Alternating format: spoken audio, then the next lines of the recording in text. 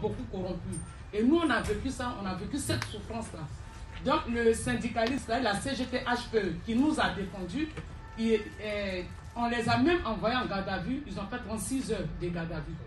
Donc, pour vous dire que la discrimination ne va jamais finir parce qu'ils sont à la base. C'est pour ça que partout où je passe, je les dénonce.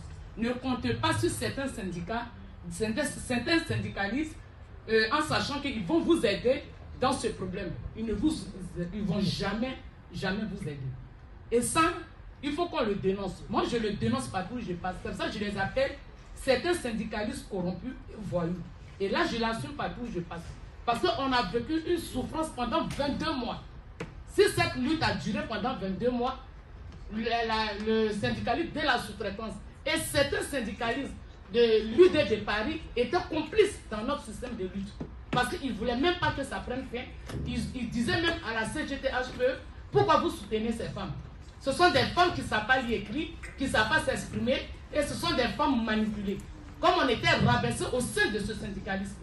Donc c'est un travail qu'il faut faire dessus.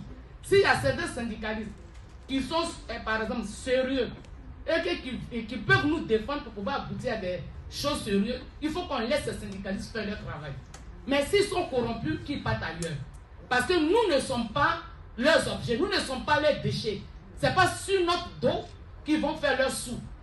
Voilà. Qu'ils s'attendent bien avec les patrons de la sous-traitance pour pouvoir, je ne sais pas, construire les maisons là où ils veulent, mais pas sur notre dos. Parce qu'on souffre beaucoup et envers les patrons et envers ces syndicalistes-là.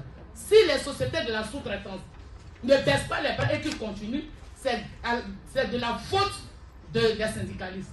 Parce qu'ils sont beaucoup protégés par le syndicalisme. C'est pour ça que jusqu'à aujourd'hui, il y a beaucoup de manifestations et on dénonce ces syndicalistes-là. Et ça, c'est un problème. Donc, j'espère qu'on va tous trouver la solution. Merci.